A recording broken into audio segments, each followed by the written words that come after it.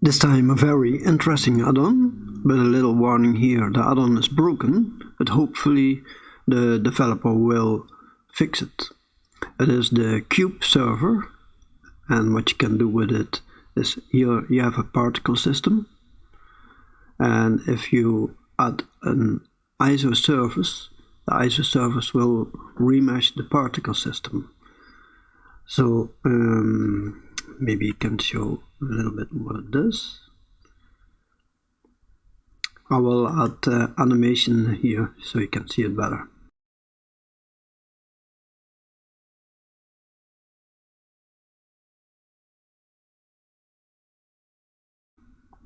So I will show you how it works. I will save the file here.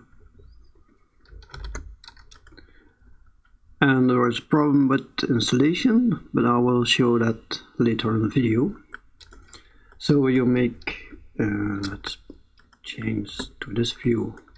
I add, for example, an icosphere. I give it a material. Let's change this material in another color. We give it something like this. Let's subdivide it, looks a little bit better. And make it smooth. Then we copy this, Shift D and X. We add a particle system on this icosphere. And under render as object, and then we choose the object, that's the icosphere, the second one. If we run this, we can see already particles. Let's make a collision of this backdrop. That's a collision. If we run now,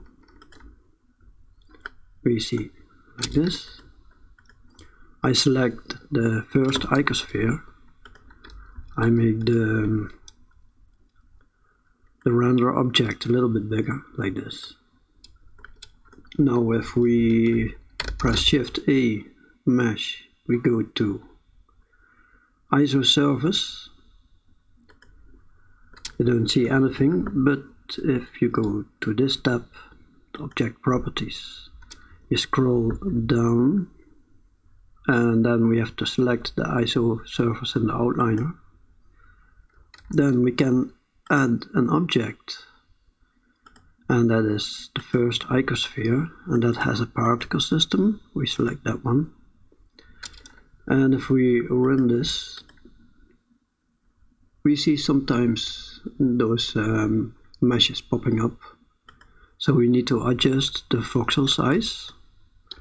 Let's try 0.5. We see now a little bit more details. Maybe we can bump this up, the particle size to 2. Let's check what happens. It looks a bit better. Maybe we can put this to, let's say, 0.3. Let's check what happens.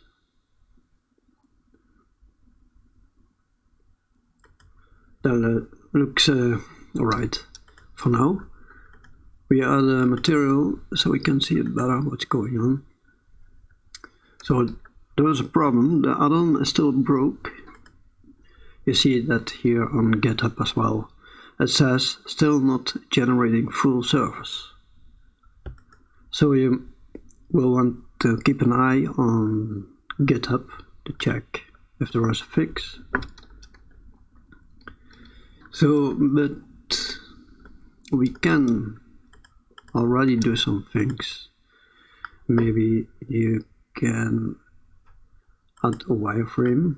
You get a wireframe like that, but you see some artifacts like here. Possibly you can solve that with a decimet modifier. I think you have to bump it quite low.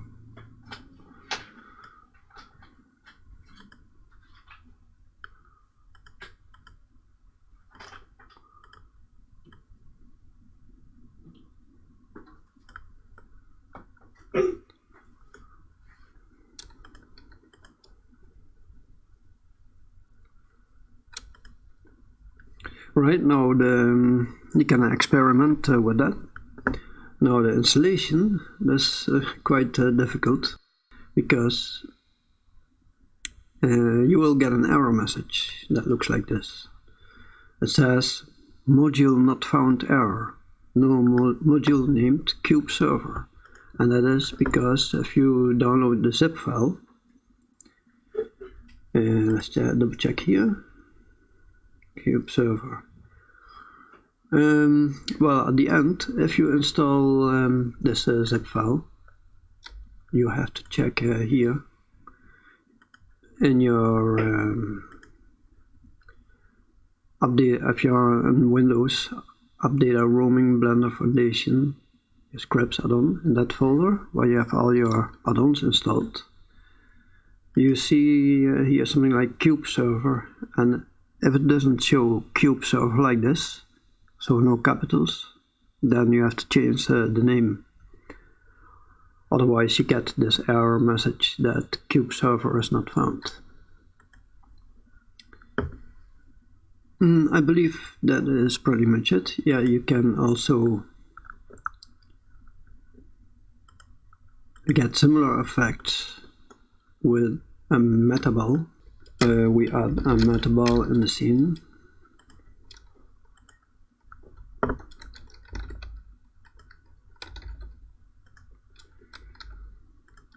Then we go to the particle settings, object, then we press Emball over here, delete this one.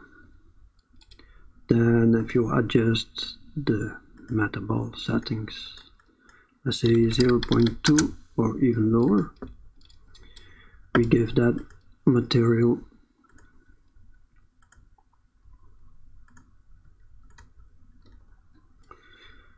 let's say 0.1 maybe. Alright. We can increase the size of this. Render scale.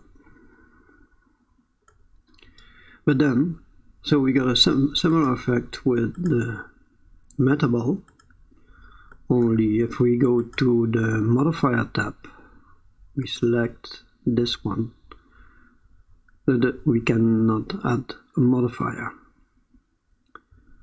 We were able to do that with the isoSurface, so with the CubeSurfer add-on, but not with the Metaball. That's why the CubeSurfer is an interesting add-on.